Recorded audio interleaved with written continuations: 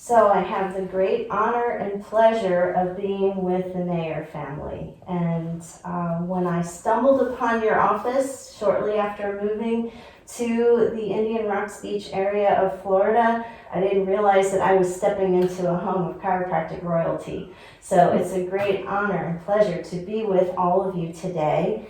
And to the listeners, I want to give a little bit of background with on this chiropractic royalty, as I mentioned. And so I have with me Dr. David W. Mayer, who in 1954 dedicated the rest of his life to bringing life and relief to his patients. And he says this is how God revealed his destiny to him. He hails from Columbus, Ohio, and graduated from Palmer Chiropractic College in Davenport, Iowa in 1957. All three of his children have played very active roles in his current practice, and he is a founding member for the Florida Chiropractic Society, and he is semi-retired and very, very active in his church along with his wife, Jean. And this takes us to Dr. Julie Mayer Hunt, who is an upper cervical care practitioner in Clearwater, a graduate of Life University in 1981, and Mayer Chiropractic is celebrating its 64th anniversary in 2022. What month? Do you know what month? February 13th. February 13th. Wow. Okay, so we've already passed that 64-year anniversary landmark. That's amazing. Dr. Hunt, among so many of her accolades, presents seminars for the ICPA, the ICA, Life University, the Society of Chiropractic Orthospinology, the Florida Chiropractic Society, and the Academy of Upper Cervical Chiropractic Organizations, among many, many other organizations. And we have Dr. Travis Mayer Hunt with us as well. He is a 2016 graduate of Palmer, Florida, and was do I have it right? Is the third generation chiropractor and has been practicing in the current practice where you all are since 2016. Okay. Yep. So again, it's an honor to be here with all three of you.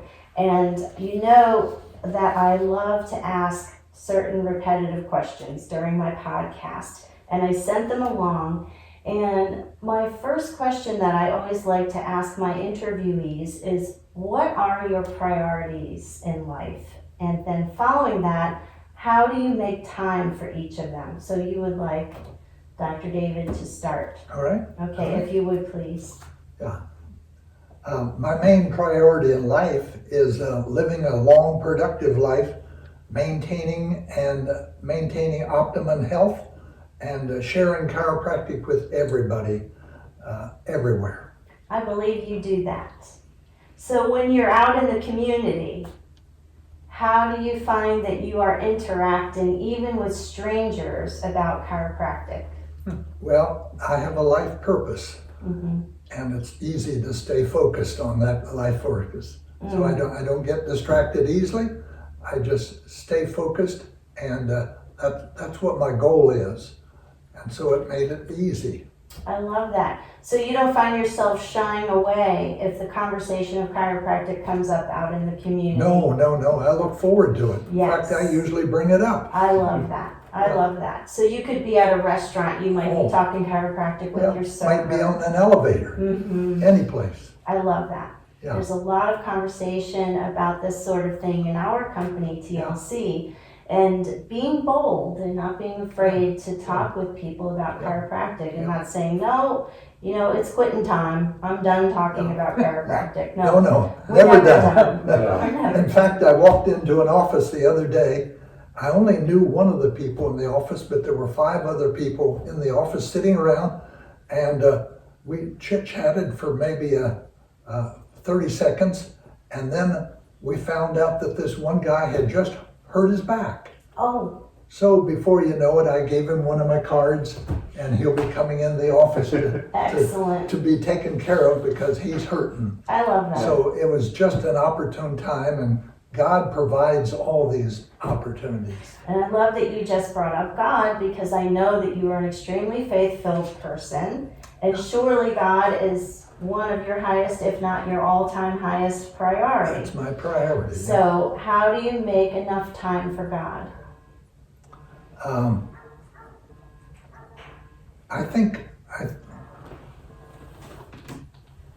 you say? No. I think the way to make enough time is to just have a schedule each day. Mm-hmm. And I try to follow that schedule. Yes. And it's an easy schedule to follow when you don't have a lot of competition. Yeah. Competition and outside distractions are the main thing I find I had to get control of, or it got control of me. And that's discipline. Yeah. You know, and discipline is an exercise. It's something that has to be done repetitively. And another big thing that's very big in our company, TLC, is having regular disciplines. And I actually teach a course called Foundational Disciplines. And that's a class in how to, how the young chiropractor who's just starting out can develop great habits of starting the day off with gratitudes and organizing your schedule, just like you were talking about, and just being an organized person as someone who remains calm in difficult situations and can boss down, can slow things down, slow down the situation to assess it properly. I got to the point where I realized I had wasted the first 20 years of my life because I was totally confused on what I wanted to do. God hadn't told me what I was going to be the best at. Okay. So as soon as I just opportune time came up to be introduced to chiropractic, that's when life started changing immediately. I had just been turned down by the draft because they said you have sinus, you have asthma, and you have hay fever, and we want to win this war, so we don't want you. And I thought, hey, I spent a year in law, a year in engineering, and I started out in dentistry and only got into it about 3 weeks, and then chiropractic opened up the door for me. No kidding. My health changed immediately right after I had the first correction, and I thought, this is it. Well, how blessed our profession is to have gotten you away from law and dentistry and everything else. Yes. Wow, okay. It's exciting. It is exciting. And so with that in perspective, it's easy to stay focused because I wasted too many years already. And we don't shy away from opportunities. And now turning that question over to you, Dr. Mayor Hunt. So it's all about the priorities, and what are they and how do we make time for them? So above and beyond sharing the big picture with patients and people, helping them restore their health or regain their health or live the life that God designed for them, one of my big passions has been helping the schools focus on providing upper cervical training. And so Dr. Gerald Klum, some years ago, we're probably talking 2008-ish, was at a conference and he presented on why he thought upper cervical wasn't being taught in the colleges as it should be. And he shared that the national boards do not have questions on upper cervical, so the colleges teach to help doctors graduate and get their boards successfully accomplished, but until there's questions on the national boards for upper cervical, the colleges aren't inclined to teach it as a regular part of the program. So the way to accomplish that is to get an opportunity to serve on your state board and then get nominated to serve on writing the national boards. And so God arranged all that to happen. It was huge. I had submitted to serve on the state board and was declined the first go round and was in the process of resubmitting an application for the second go round. And that was at the time that I was the contributor to putting the curriculum together for the upper cervical diplomate, which is a 3-year program through the ICA. And I just realized I had more on my plate than what I could handle. And so I declined submitting a second application for the board to serve on the Florida State Board. And without submitting the second application, I was accepted and appointed by the governor. That's huge. So, and then from there, I've actually had 6 opportunities to participate in writing Part 4 of the national boards, as well as administrating Part 4 several times. And, it's just been a huge opportunity to submit questions that would be available that would encourage the colleges to teach upper cervical, because it's such a critical area of the body. It's your brainstem. Absolutely it is. And in our profession, we hear word on the street is there are chiropractic colleges that are trying to avoid teaching anything about upper cervical, let alone, it's frustrating. And here, as you say, it's so critical, it's paramount. It is the critical juncture between the brain-body communication. And for my first 30 years of practice, I was focused on balancing the weight of the head over the 24 segments, the 22 discs, the 31 pairs of nerves. It seemed like enough. Neurologically, above, down, inside, out, all of that. But then I got involved in research with Dr. Scott Rosa up in New York 10 plus years ago, and we were measuring fluid flow to and from the brain before and after the Atlas adjustment. And the study that I was involved with involved 43 patients over a 4-day weekend, which were 20 to 22 hour days. The guys made it to 22 hours. I failed at 20 hours. But anyhow, Dr. Damadian, the inventor of the MRI, had to develop the software to measure the fluid flow changes we were seeing, because it had never been looked at. And there was an average of 25% improvement in fluid flow to the brain, CSF. And the next year they found the lymphatic system for the brain, which was the CSF flow is the lymph system. It's a lymphatic system is what it's characterized as now.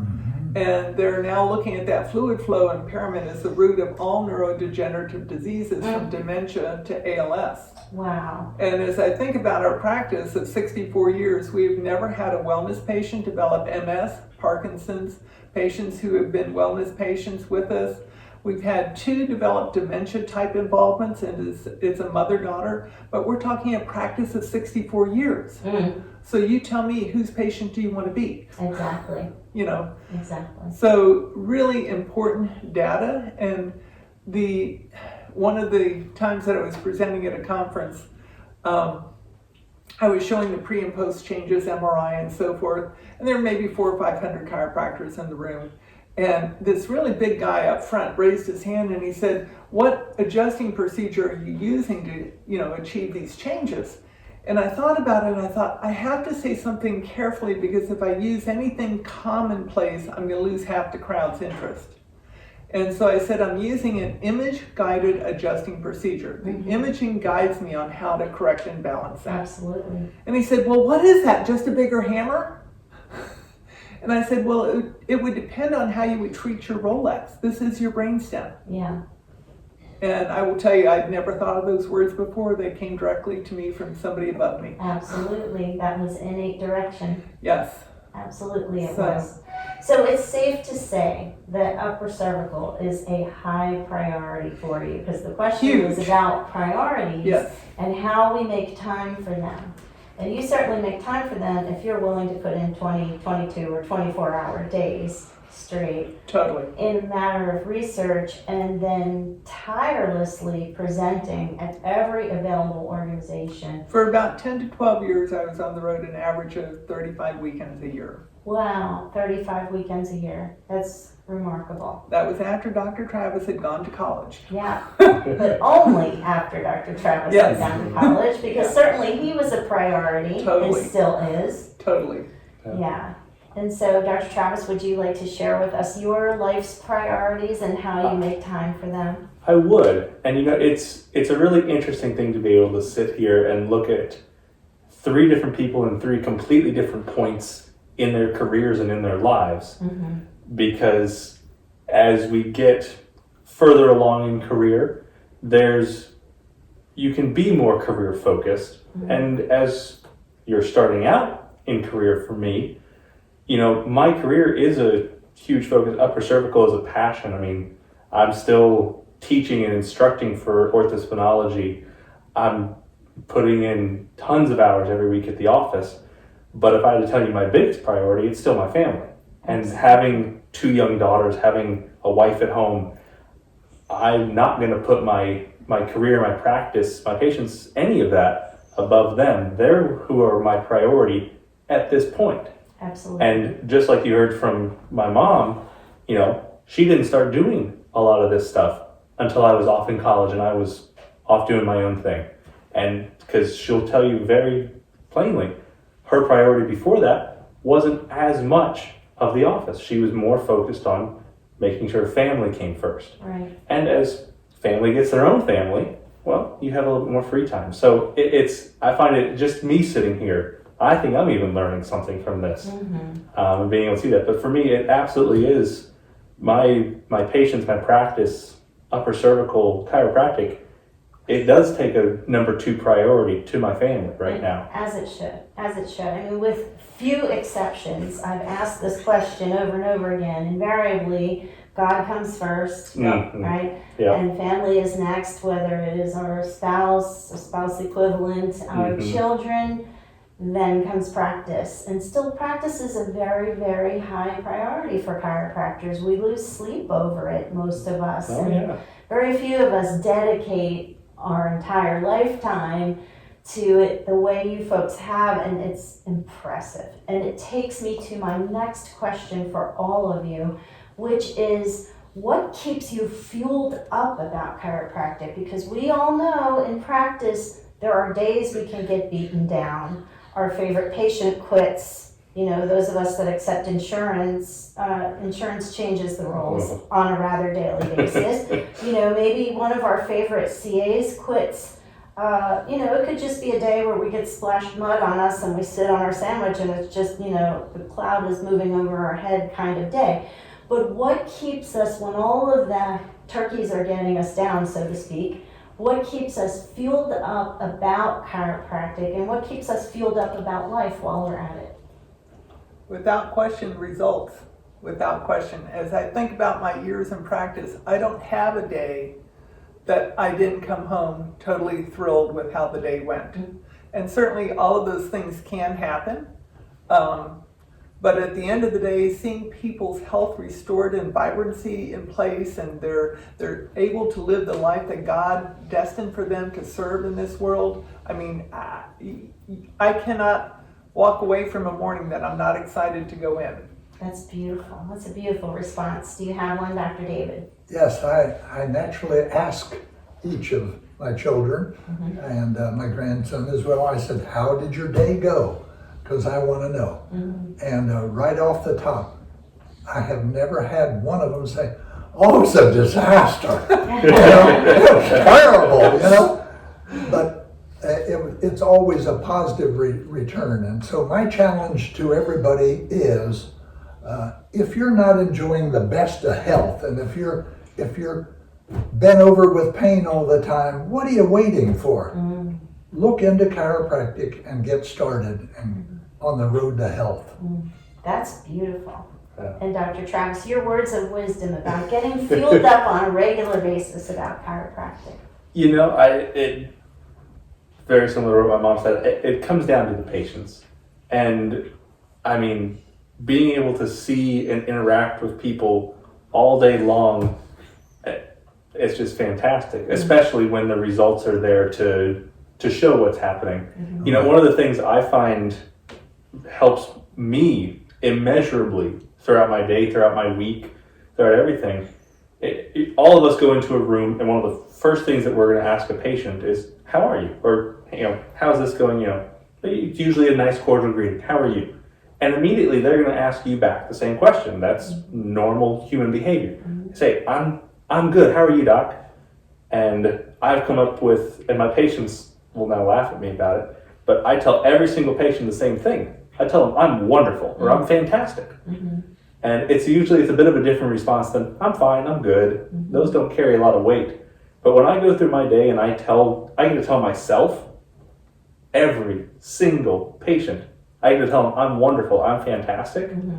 You know, that it gets me in better spirits. It usually gets a smile out of my patients too. And then being able to work with them, being able to show the results. And I mean, especially with the upper cervical work that we do, I mean, the immediate changes that you can see with a patient, I mean, daily, all of us will see daily patients say, how did you do that? I can't believe that you did that. I can't believe that this works. I can't believe that little thing that you use does anything. And half the time I'll tell them, you know, sometimes I can't believe it either, but I love it. Yes. So I had a patient in yesterday who I haven't seen in about 10 years. She started with me 11 years ago, and she was 31 years old and headed for a wheelchair in 4 to 6 weeks. She could not walk from me to Dr. Travis without 2 people assisting her. And I had just finished the research up in New York, and I saw she was diagnosed with MS and lupus. And I saw the results of the changes at the brain level, lesion loads and so forth with appropriate CSF fluid flow. Anyhow, it's actually a case study I published in the ICA journal. Over the year that I worked with her, she wasn't able to lift either leg off the table when she started with me. When we got done with care about 6-8 months later, she was lifting both legs to 90 degrees. She had no limitations. The lesion load totally abated in the brain. I've got the pre and post MRIs in the study. But she came by to see me yesterday just to thank me for saving her life, because she said I was headed for a wheelchair. My life was done, and she's now a CPA, and she's traveling the world and regularly 5 and 10K. She did a triathlon recently, Yes, didn't she? Yeah, the triathlon. The triathlon. From MS to triathlon. And I love mean, it. that's just one small case, but she came by to spend time with me yesterday just to thank me for being God's answer in her life to saving her health.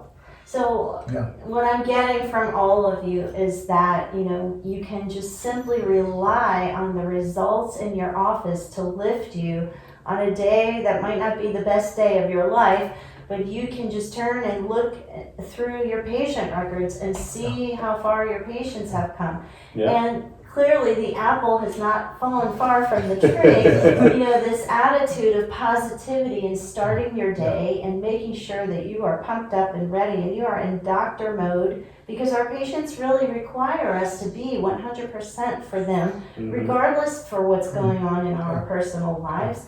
We need to be there for them 100%, and I love that you all are just a presence for your patients. And that leads to my next question, which is our legacy that we want to leave for chiropractic. And clearly all of the research that you've done with Dr. Rosa and all of the presentations that you shared, even the documents, the literature, the journals that you are getting published in, becomes part of the legacy that you leave behind. And so I want to know from each one of you how you feel as though you're leaving a legacy for chiropractic. Well, I think the most exciting thing each day, and I don't go in the office to get pumped up, I'm pretty much even. You're already pumped up when you get there. And I realize that as I go in to take care of the first patient, and we drop into the scenario of what's going on in their life, and then finally we get to the point, well, okay, we're going to get ready to treat you. And I'm almost like a referee in a football game. I get to see the whole thing take place right in front of me, and the patient gets up and says, "Oh my God, I'm well."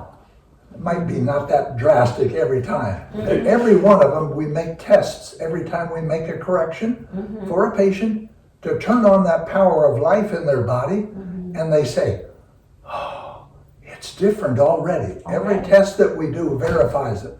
And if we make a test and it doesn't verify, then we got to go back and start over and make another correction to make that up. Absolutely. So it's that exciting every day.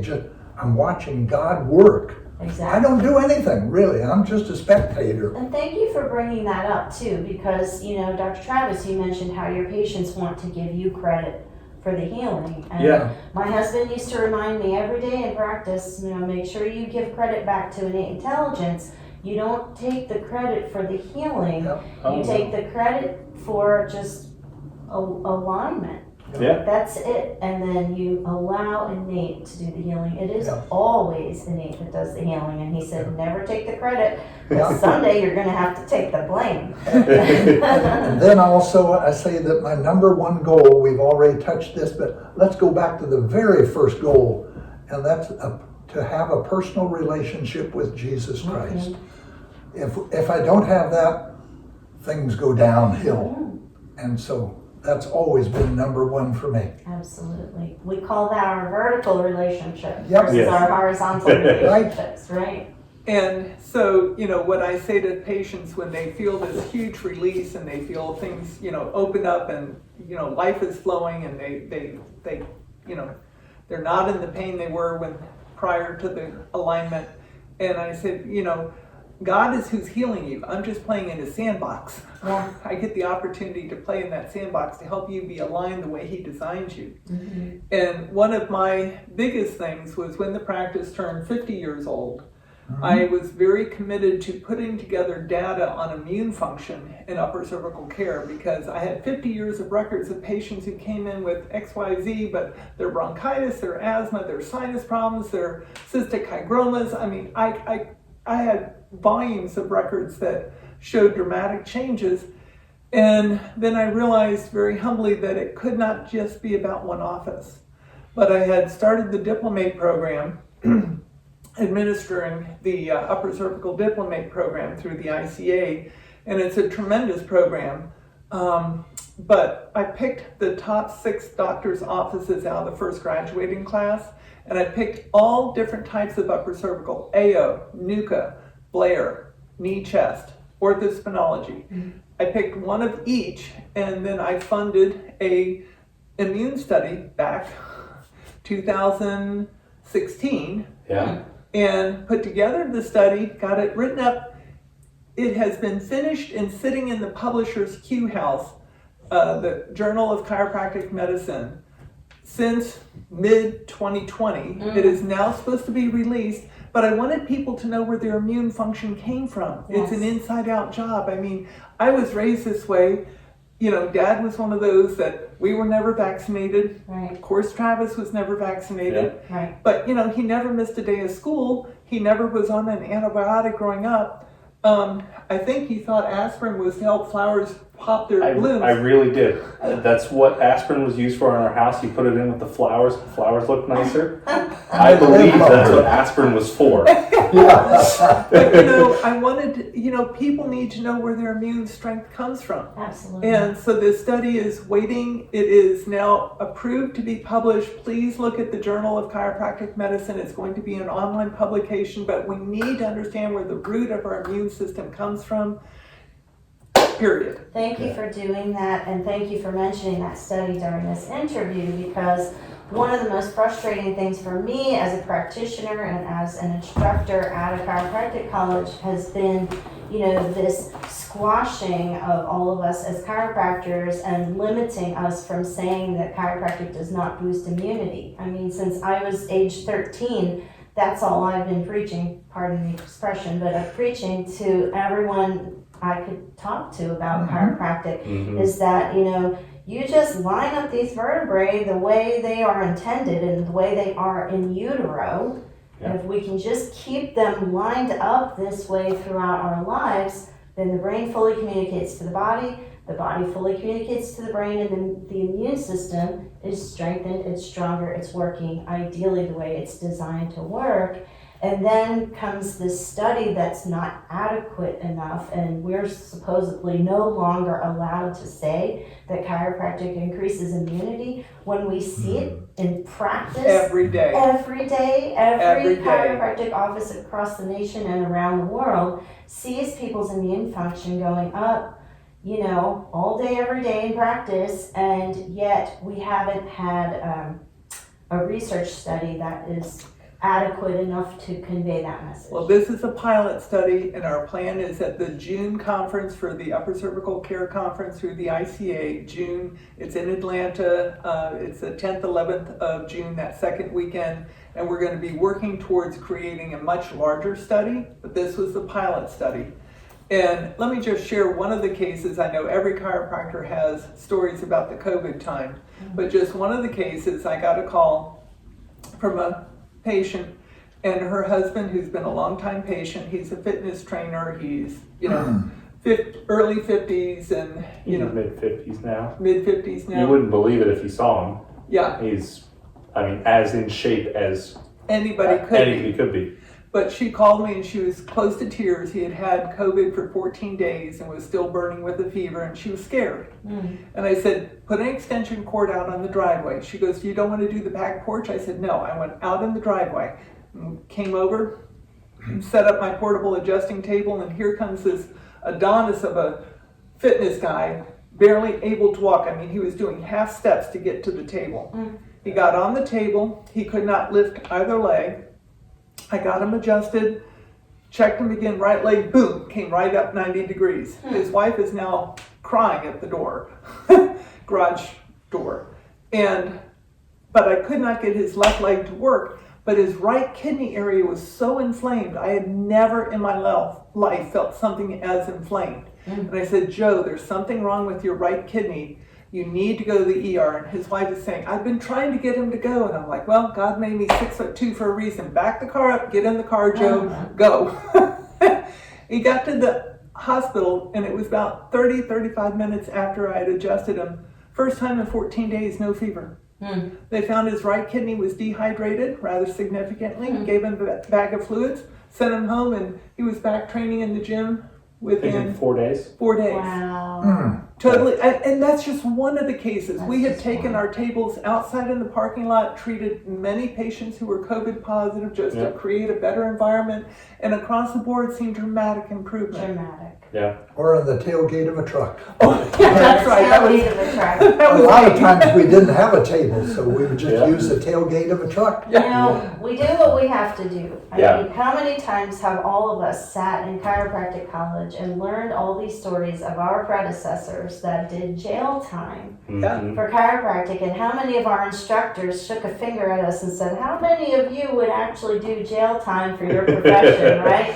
Yeah. Well, I feel like this was the challenge of our decade, of our era, of our generation, that how many of us were practicing during the pandemic. Certainly you guys were chiropractic heroes during this time. Absolutely. We had chiropractic heroes during 9/11. Yes. Chiropractors that said, excuse me, to my practice, I would like to donate some time to our nation, and flew themselves to Manhattan, flew themselves to Washington, D.C., and adjusted those workers under the tents. And I have photographs of them. Many magazines had photographs of these chiropractic heroes adjusting people who were rescuing during that that time of our national despair.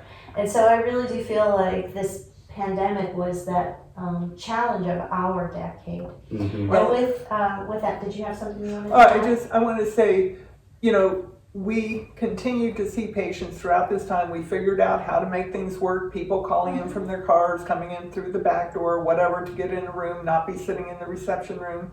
But, I got to say, our practice did extraordinarily well during all this time. Yeah. And I have to concur that in our company, TLC, same thing. When we learned of many practices outside of our company that were shutting down, the TLC practices were thriving, and it's because we are chiropractors with heart and integrity. And so at this moment in time, I'd like to take a little pause from the interview so everyone can get a little sip of water, and we'll be back with this interview with the Mayer and Mayer Hunt family. Thank you. Okay, we're back with Dr. David Mayer and Dr. Julie Mayer Hunt and Dr. Travis Mayer Hunt. And we are finishing up a fantastic interview. And I have really one question left for all of you, and then I'd love to hear some fun stories about BJ Palmer, because Dr. Mayer has some fun stories. Knowing BJ Palmer personally, they were friends. So my final question to all of you is, what would you challenge our listeners to do? You know, what is it that you would like them most to know based on your experience in chiropractic? And what is your challenge to them? I have a lot of students who are listeners to this podcast in particular, so whoever would like to go first. Well, I guess the main thing is don't be afraid. If you've never gone to a chiropractor, look into it, study what his procedures are. If you've got a problem, make yourself available. Don't be afraid. Because that was me. I was afraid. And I said, is this going to hurt? And this was my first adjustment. And he adjusted me and I didn't feel it. There wasn't any pain at all. And I thought, wow, this is it? He said, yeah. And then he saw me on Monday. By the time Monday came around, I had asthma and hay fever and allergies for 20 years. I'd been sick and I felt like a new man already. And I thought, what am I doing here? This is incredible. And I was beginning to think, since he didn't hurt, so that's why I say don't be afraid. Right. So since it didn't hurt, I'm thinking he might be a witch doctor. Oh. You know, because he just touched me and I got better. Yeah. And I liked it. But I thought I'm going to keep going back to him because even though it doesn't hurt, and I didn't know for sure what chiropractic was, I didn't even know how to spell it back then. That's a big word, you know? So after a week or so of treatment, I was feeling so much better, I thought, it's going to change my whole life immediately. And I went up to the registrar at Palmer College and I told her I've signed up at Ohio State for dentistry and I've got all my books and everything. But I said, and I've paid all my dues and I've paid for all of it. But I don't want it. I want chiropractic. Both of them, both the women that were there that day, they said, hey, we're chiropractic patients. We'll help you. Well, I walked out of that office with my $600 back, and $600 was a lot of money back 60 years ago. Almost 70. And then I was able to return the books, and I jumped from dentistry into chiropractic. Excellent. And I've never been sorry. I never looked back. It was just full speed ahead. Excellent. And I know one thing, if you're going to take off in an airplane, and my daughter knows this, and Travis knows it as well, my grandson, if you're going to take off, you got to keep your nose into the wind. And so I've kept that attitude. I got to keep my nose into the wind and don't look back. Don't look back. Don't look back. I love it. Our profession is so blessed by you. 64 years of service. Hey, it's blessed me. God has blessed me every day. I wouldn't be 90 years old if I weren't a chiropractic patient, and because at 21, that's when I first went to a chiropractor. Changed my whole life. I was a sick kid, taking all kinds of medicine, aspirins, Alka-Seltzers. I took 10 to 12 Alka-Seltzers. Nobody even remembers what an Alka-Seltzer is. Oh, I do. They're still on the market. Yeah. But I took 10 to 12 of those a day just to cut down the headaches that plagued me. No kidding. And no aspirins, no Alka-Seltzers, no needs, because if we keep this alignment, and B.J. Palmer told me, he says, David, he called me David at that time, and he said, David, if you will just remember one thing, keep the alignment as much as you can. In other words, stay in alignment and get checked more frequently. And I thought, you mean I don't have to go just one time? He said, no. He says, when you're doing well, keep at it. So that was the exciting change that happened in my whole life. Thank you for sharing that. Yeah.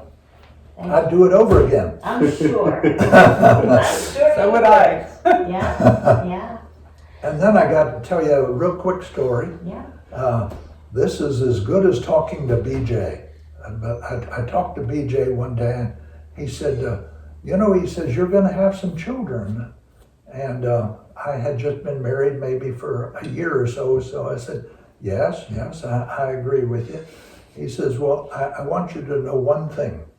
He says, make sure they know what chiropractic is. Well, that wasn't any difficulty for me. Because when this young lady was 6 years old, she stood in front of me, and she had sneaked down to school and come across the street. She had told him she was going to the ladies' room, but actually she was coming over to visit her father in the practice right across the street. And she stayed there for probably 2 hours. And they finally had to call and say, where is she? You know? Oh my goodness. I did that all the time. And here's a case where a parent doesn't even reprimand their child for leaving school, right? No. She stood right there in front of me and she says, Dad, when I grow up, she's only 6 years old, and there she is looking at me. She's looking up because she's standing as a 6-year-old and I'm standing as an adult. And I said, well, what do you have to say? She said, well, I just want to let you know that when I grow up, I want to be a doctor just like you. And I thought, oh, wow. That really melded me right then, you know. And I said, but no, I don't think that's enough. And she said, what do you mean? I said, I want you to be better than me. Oh. And guess what? With the gifts that God gave her and the gifts that gave me, we got things started, but then she took it to so much higher elevation and went throughout the whole world teaching. And that wasn't my bucket. That wasn't on my bucket list. My bucket list was to stay busy, take care of patients, and not really travel. And I didn't do a whole lot of traveling. But she went ahead, excelled me by 10,000 times. So it's wonderful. Only on the road, not in the heart. That's a beautiful, beautiful testimony. Thank you so much for sharing that. Thank you for letting me share that. Yes. Because not many people would ever hear that unless it just came from me at a certain time when I was able to give it to you. That's beautiful. Thank you. Thank you. Bless you. Thank you. Thank you. Who's next? Well, The challenge to the listener. So I really think that the research that's being done on the glymphatic system raises things to a whole new level on brain health. As much as I have published and focused on the health of the body, at the end of the day, it's our brain health that matters. And when this head-neck relationship isn't balanced as it should be, and you're not getting the fluid to the brain to clean and wash the brain the way that it needs to be, at the end of the day, it's got to be about brain health.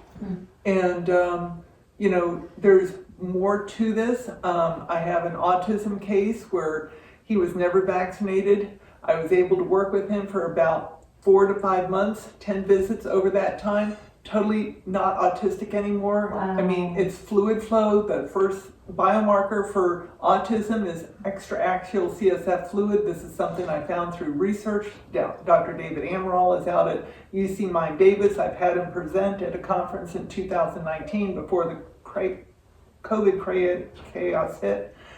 There's so much to this. We have got to be focused on just not maintaining our body's health, but our brain health. And it's all about, if you've got a cork at the mouth of the bottle and the fluid's not getting through to the brain the way it should be, we've really got to look at the glymphatic system and understand brain health and understand that is at the root of all of our health. It's huge. It is huge. Wow. Yeah, Thank you for got sharing lots that. to go there. I hope that goes straight to the top. Yeah, I mean, it needs to. It needs to. There are people in the know that need to know Yes. what you know. I didn't plan that. It worked out. Well, and that fits in pretty nicely for what I would give as far as a challenge to anybody who would listen to this. You just heard my mom say it many, many times, although she wasn't directly saying it. It's research. It's when it comes down to all this. I mean, I go back to what you said earlier, as far as people on national boards and how the schools are teaching. Well, we're now in a situation where our entire profession has to be research driven. It has to be. If we're going to keep up with any other profession out there, if we're going to show and prove what my grandfather has known works for the last 64 years, we now have to be able to put that in writing, put that in front of somebody. And if there's anything that anybody could do as a practitioner, it's research. It's be able to publish, whether they're just case studies published here or there, whether you want to become part of larger research studies within chiropractic. But if we're not able to keep up on doing research and putting this evidence base forward for good, strong chiropractic, we're going to miss the boat. We really are. And I love that. And I really appreciate you guys and your heart for research, all of you. And the thing that struck me, Dr. Julie, is we are Facebook friends. And there was something that you said, and knowing that you are so upper cervical focused, yet you said something that was so striking to me, and that was, can we please just all learn to play in the same sandbox? I may be paraphrasing, but that struck me because I presented my thesis for the Academy of Chiropractic Philosophers. And my thesis was basically, what do chiropractors have in common? And effectively, second title is, are we making chiropractic too small? Because we could be so focused on one technique that we say, well, chiropractic is only this big, and this world is so big that I think we could all agree all kinds of chiropractic are necessary. There's more than 300 techniques in chiropractic, and clinically, they're all showing results. So this was my thesis that I presented, and even when you compiled research, you didn't just choose one upper cervical, you chose a whole palette of upper cervical techniques, and I appreciate you so much for doing that. And so, could you share with me what was going on in your mind and your world when you decided to make that post about, can we all please learn to play in the same sandbox? And it's again, working together with people, finding more in common than not in common. We all have our different plates that we're given, but we need to find out how this can all work together. So thank you for sharing that. And we have to be able to get along. We have to be able to be in chiropractic forums and be civilized with each other and not say, my technique is the best and yours stinks, so you're not even eligible to be in this room. We have to be able to get along enough to further chiropractic itself in order to further humanity. So that's my part. And that also entails loving one another. Loving, right. We can't leave love out of We this. don't have competitors. We love one another, and we're it. all here to help each other. If we could stay humanity focused with love, I think we could get so much further than we've gotten. Absolutely. So, That's pretty much why the world is such bad shape right now. Nobody's focusing on the truth. They all have their idea of the truth, but God's truth is completely different than the worldly definition. In fact, everybody says, oh, I know the truth. I am the truth. Well, they're misinformed, and they don't really believe in the truth, and so we really need to get back to what God brought us here on earth for, to worship Him and glorify Him. It's not me, it's God. love this. It's terrific. thank you. I don't think that we have much more to say beyond that. This has been an extraordinary honor and pleasure, and thank you so much, all of you, for allowing me into your home Absolutely. and allowing us to do this beautiful interview on behalf of the chiropractic profession. And everyone who listens, thank you so much for allowing us today. And we thank you. Yes, thank you. Thank you.